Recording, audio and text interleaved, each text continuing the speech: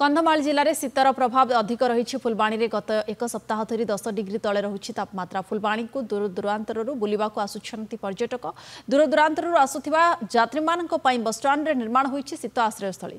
हेले ताहा लोकंक कामरे आसुनी। सेथिरे सबुबेले ताला पड़ी रहउतिबारु यात्री माने शीत काकर रे बसस्टाण्ड तले सोउछंती। एने यात्रींक मध्यरे तीव्र असंतोष देखिबाकु मिलिछि।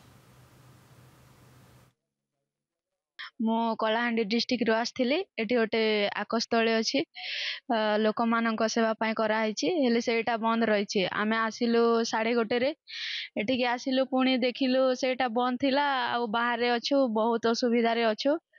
तो किछि गोटे यार सुविधा कले बहुत भलो हबो। लोक मानकर जेते भी एठी असुविधा होछि सेटा ठीक हे जिवो। एठी बहुत प्रबल शीत होछि हेले लोक माने एठी समस्ते बाहर अछंती सेटा जदी खोला हे जिवो तो ए सबुर किछि प्रॉब्लम हबनी। हमें आस्तिलु बहुत जिया पई गाड़ी तो मिललानी सेति पई बोली हमें आस्ततोली नाही।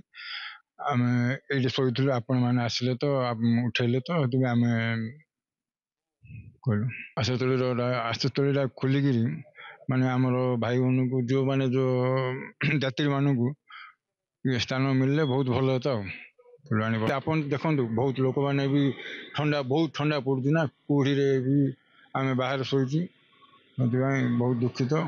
कंधमाल जिले में बर्तमान टेम्परेचर रही प्राय 8 ରୁ 9 नाई नथिबा ठंडा और शीत सहित काकर। आम बर्तमान अच्छु फुलवाणी बस स्टाण्ड रे बर्तमान समय होची राति 2:30 कि आप देखिए ये जो बस स्टाण्ड रही जेहेतु शीत प्रति वर्ष प्रबल शीत पड़े से गोटे शीत आश्रयस्थली जो कि जो मैंने राति बस आसती राति 1-2 ओह्लांती से शीत आश्रयस्थल आश्रय दि जाता है कि 8टा 9टा ओह्लांती। कि आज देखिए से शीत जो आश्रयस्थल रही बर्तमान ताला पड़ी। आप देखिए बहुत लोक ये बाहर विशेषकर स्त्री लोक महिला एवं युवती मैंने बाहर राति 1टा बेले बस ओह्ल बर्तमान बाहर शीत काकर पड़ी। बहुत वयस्क लोक देखिए से शीत काकर पड़ी ता सत्वे भी बर्तमान जिला प्रशासन चेतुनी दीर्घ 7 दिन धरिकी बर्तमान ये शीत लहरी देखा मिली। 7 डिग्री पर्यंत शीत बर्तमान तापमात्रा तलू जाइए किंतु सुधरी नहीं जिला प्रशासन।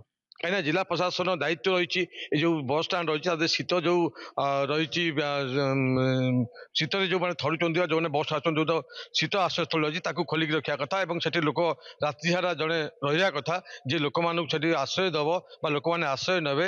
आप देखुं बर्तमान भी आप देखिए मैं कहि देखे से शीत लोक केमती बाहर बसी केमी माने से ठंडार बर्तमान थरिकी बर्तमान यही बाहर बसी। तो जिला प्रशासन कहतु पौर परिषद कहतु या तुरंत देखिकी एवं लोक मानक शीतरू रक्षा करने शीत आश्रय खोलिया निहाती दरकार।